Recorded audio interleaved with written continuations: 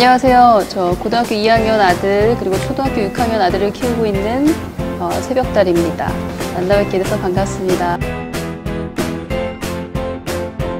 제가 블로그를 처음 시작한 거는 2006년이었어요. 그래서 2006년에는 저희 큰애가 초등학교 아직 들어가기 전 7살이었고 그리고 작은애가 2살 때였어요.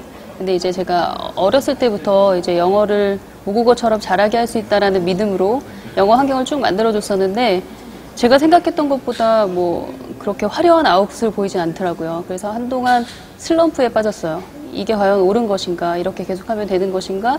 그리고 우리 아이는 왜 거부하지? 왜 말을 하지 않지? 영어로? 그런 고민을 하다 보니까 그런 고민들이 많이 생기다 보니까 글을 쓰게 됐던 것 같아요. 그래서 내가 놓치고 있는 것은 무엇인가? 그리고 또 내가 집착하는 건 무엇인가 그런 거에 대한 고민을 써내려가다 보니까 지금까지 이렇게 오게 됐네요. 예, 사실 처음에 제가 영어로 아이를 키우겠다고 결심을 한 계기는 이제 제가 큰아이를 임신했을 때가 대학원 다니고 있었을 때고 마지막 학기였고 논문을 쓰고 있었어요. 근데 그때 처음 노암 촘스키의 이론을 접하게 됐는데 만 3세 이전의 아이는 다양한 그 언어 소리를 그냥 다 모국어처럼 자연스럽게 습득한다는 그런 이론이었어요. 그게 너무 신기했고 그러면 내가 한번 이제 곧 태어날 아기한테 한번 실험을 해보자 그런 마음을 갖게 됐고 저는 이제 중국어랑 영어랑 한국어를 동시에 한번 들려주면서 키워보자 그런 생각을 하게 됐습니다. 중국어는 제가 전공 언어였기 때문에 자유롭게 한국어처럼 말을 하면서 키울 수 있었는데 영어는 그때 말 한마디도 못하던 시절이라 공부하면서 한번 해볼까? 아기가 내뱉는 말 정도는 영어로 내가 해줄 수 있겠지라는 생각으로 이제 단순하게 시작했습니다.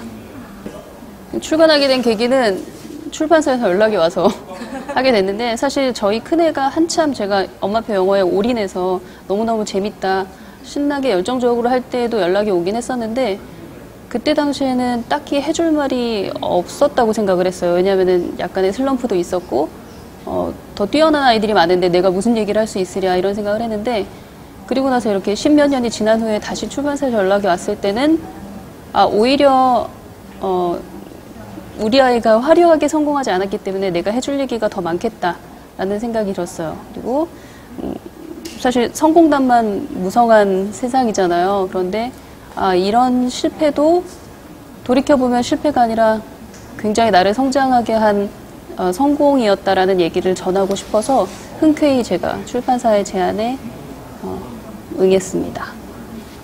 제가 첫 번째로 작년에 낸 책은 엄마표 영어 17년 보고서란 책이었는데 그 책은 정말 내가 왜 엄마표 영어를 시작하게 됐으며 내가 생각하는 엄마표 영어란 무엇이고 또 왜 엄마표 영어여야만 하나라는 이제 약간 개론적인 얘기를 했다면 많은 사람들이 그걸 궁금해 하더라고요. 그러면은 영어 소리를 일찍 노출하는 게 중요한 건 알겠는데 그러면 과연 애들이 어떻게 영어를 읽고 쓰고 말하게 유도를 할 수 있을 것이냐, 그것은 학원의 몫이 아니냐라는 그런 질문을 많이 하시더라고요. 제가 강연에 나갈 때마다.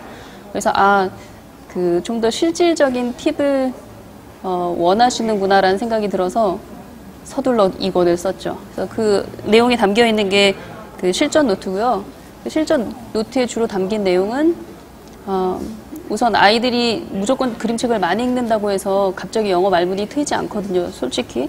근데 제가 이제 저 역시 영어를 독학을 했기 때문에 그 독학 과정을 이제 되짚어 보면서 이런 방법을 아이한테도 쓰면 성공할 수 있다라는 그런 메시지를 전달하기 위해서 이제 영어 말문을 트이게 하는, 엄마와 아이의 영어 말문을 동시에 트이게 하는 시퀀스 텔링이라는 걸 제가 소개를 했고요, 책에.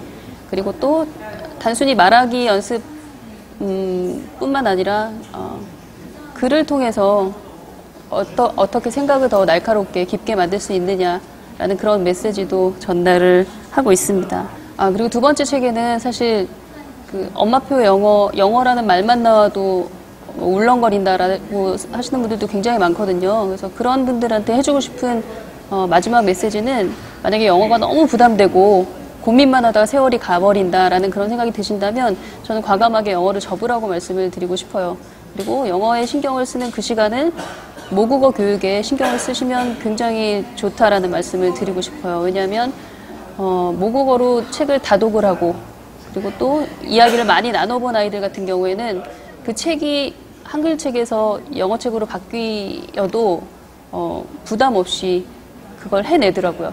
그래서 모국어 책을 많이 읽고 그리고 또 신문을 많이 읽으면서 그러니까 사실 대화의 소재가 한정되어 있잖아요. 그런데 신문은 날마다 다른 소재를 던져주기 때문에 굉장히 좋은 대화 소재라고 생각을 하고 굉장히 좋은 모국어 실력 향상 재료라고 생각을 해요. 그래서 저는 영어가 자신 없고 걱정만 되신다 그러면은 영어로 접고 모국어 교육에 신경을 한번 써보시라라는 말씀을 드리고 싶습니다.